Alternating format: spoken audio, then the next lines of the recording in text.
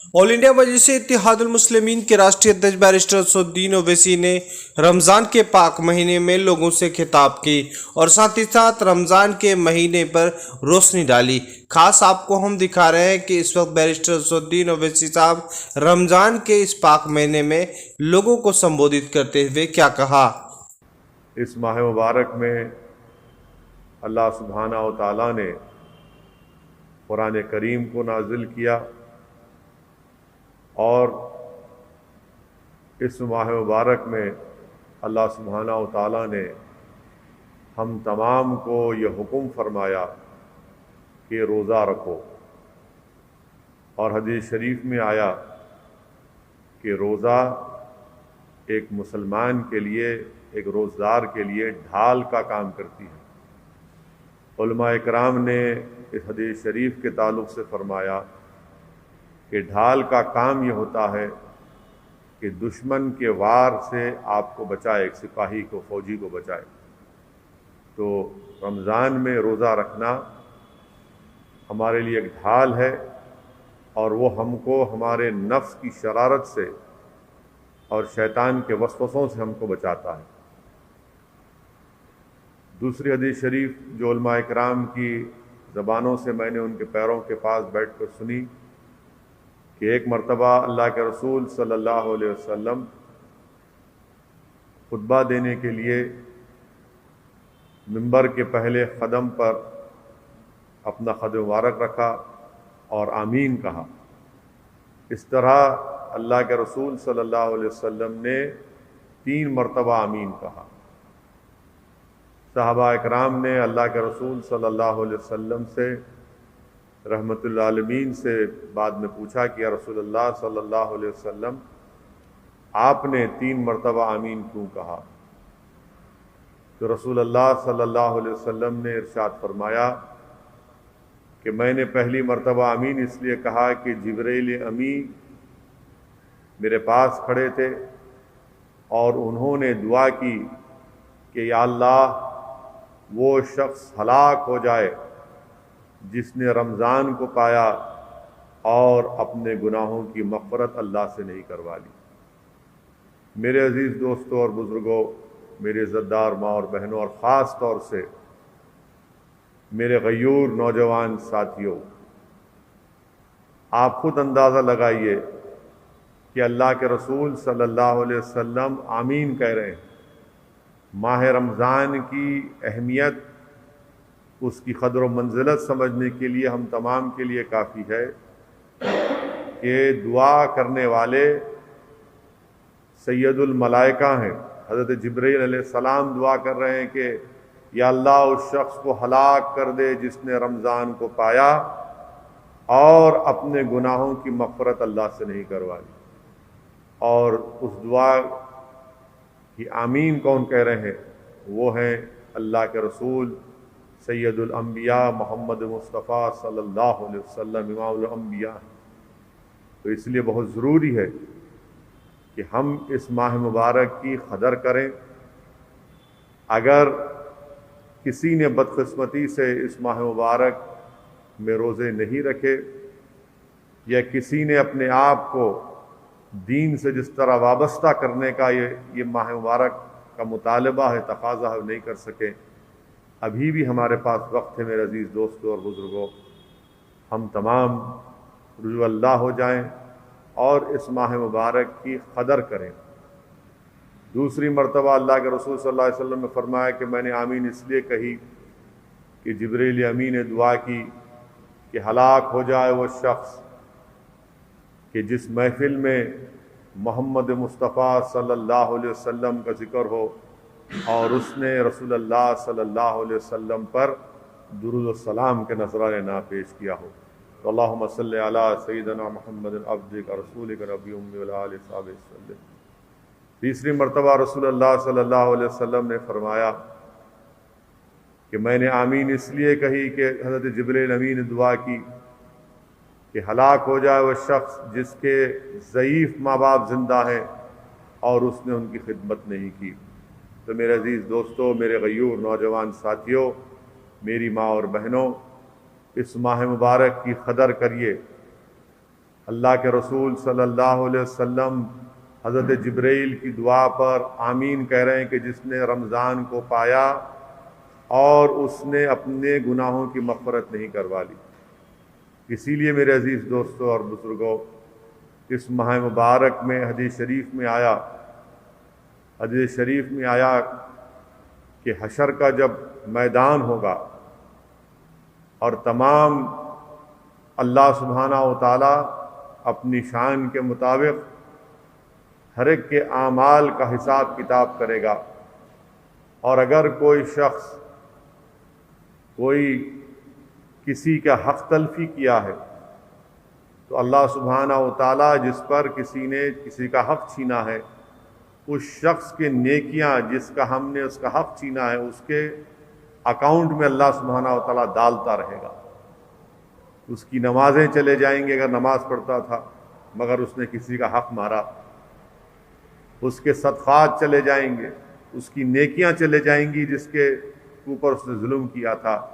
مگر جب رمضان کے روزوں کا معاملہ آئے گا تو حدیث شریف میں آیا کہ اللہ فرماتا ہے کہ نہیں، یہ روزے میرے لیے ہے اور میں روزدار کو اس کی جزا دوں گا۔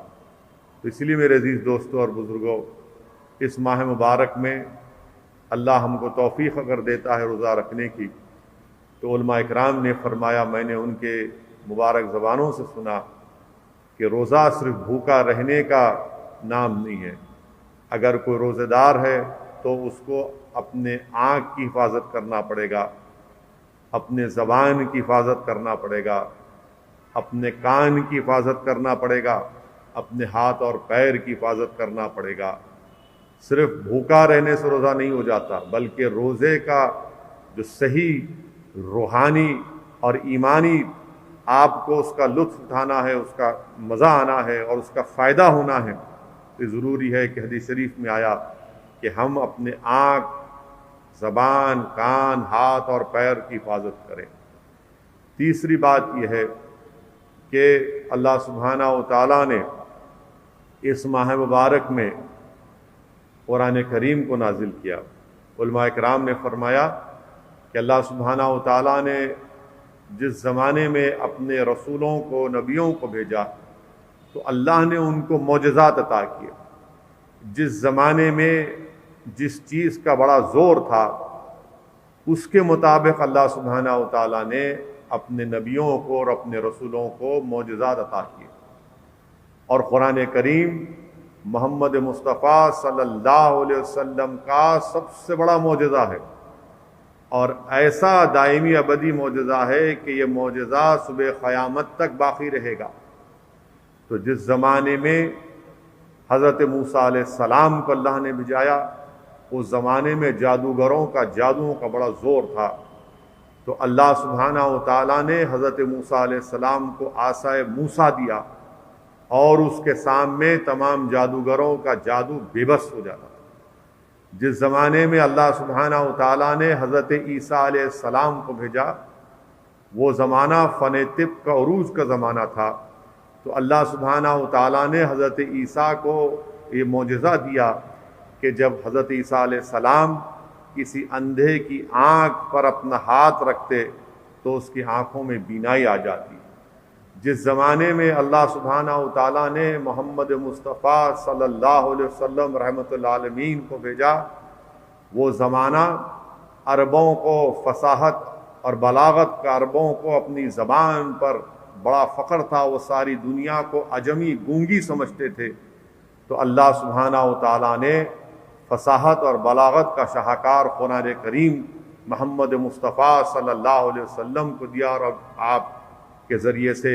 پوری انسانیت پر وحی کے ذریعے نازل کیا گیا۔ تو یہ قرآن کریم کا چیلنج 1400 سال پہلے قرآن کریم نے چیلنج کیا پوری انسانیت کو۔ قرآن کریم اللہ سبحانہ و تعالیٰ فرماتے ہیں کہ اگر تم سچے ہو تو اس جیسی ایک آیات کو بنا کر لاؤ، اگر تم لوگ سچے ہو تو اس جیسی ایک آیات کو بنا کے لاؤ۔ قرآن کا چیلنج 1400 سال پہلے بھی تھا، آج بھی ہے اور کل بھی رہے گا۔ زمانہ اپنے عروج پر، ٹیکنالوجی اپنے عروج پر پہنچ گئی،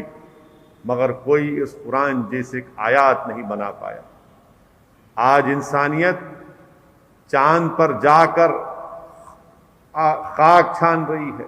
समंदर की तह में जाकर देख रही है क्या है, मगर आज भी कुरान का चैलेंज बरकरार है। मेरे अजीज़ दोस्तों, मेरी इज़्ज़तदार माँ और बहनों, अल्लाह सुब्हानहू व तआला हज़रत मोहम्मद मुस्तफ़ा सल्लल्लाहु अलैहि वसल्लम ने इरशाद फरमाया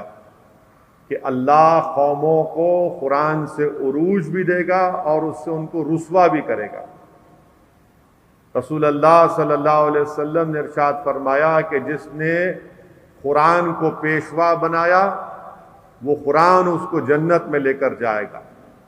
जिसने जो क़ारी कुरान है और जो कुरान पर अमल करता है वो अल्लाह की रहमत में रहेगा। मेरे अजीज़ दोस्तों और बुज़ुर्गों, वहीं पर अल्लाह के रसूल सल्लल्लाहु अलैहि वसल्लम ने हदीस शरीफ में फरमाया कि मैं तुम्हारे दरमियान में दो वाइस को छोड़कर जा रहा हूँ, तुम्हारे दिल के इलाज के लिए दो वाइस को छोड़ के जा रहा हूँ। और अल्लाह के रसूल सल्लल्लाहु अलैहि वसल्लम फरमाया कि एक वाइस वो बोलता है, वो कुरान है, और दूसरा वो तुम्हारी मौत है, दूसरा वो तुम्हारी मौत है। मेरे अजीज़ दोस्तों और बुज़ुर्गों, आज नुज़ुल कुरान का ये मुबारक महीना, रमज़ान का ये मुबारक महीना, जिसमें आप और हमने सुना उलमाओं की ज़बान से कि हदीस शरीफ में आया कि अल्लाह सुब्हानहू व तआला इस माह मुबारक में जहन्नम के दरवाज़ों को बंद कर देता है,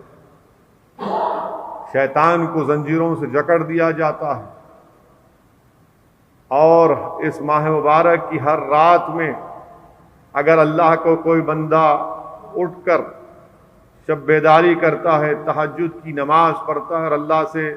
भीख मांगता है कि अल्लाह मेरा ये सवाल है तो इस सवाल को पूरा कर दे,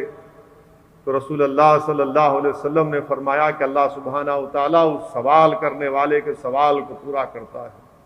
अगर कोई इस मुबारक महीनों की रातों में उठकर अल्लाह से भीख मांगता है कि अल्लाह हमारे वतन अजीज़ में इस प्लेग को ख़त्म कर दे, इस वायरस को ख़त्म कर दे, और कोई अहले दिल दुआ करेगा तो यकीनन अल्लाह सुब्हानहू व तआला उनकी दुआ को कबूल करेगा। अगर कोई रिज़्क़ तलब करता है, अगर कोई अल्लाह से अपने गुनाहों की मग़फ़िरत तलब करता है, तो अल्लाह उसकी इस सवाल को, उसकी दुआ को कबूल करता है। मेरे अजीज़ दोस्तों और बुज़ुर्गों, ये माह मुबारक में कुरान करीम को नाजिल किया गया, और मुझे यहाँ पर वो हदीस शरीफ याद आ रही है कि हज़रत अबू हुरैरा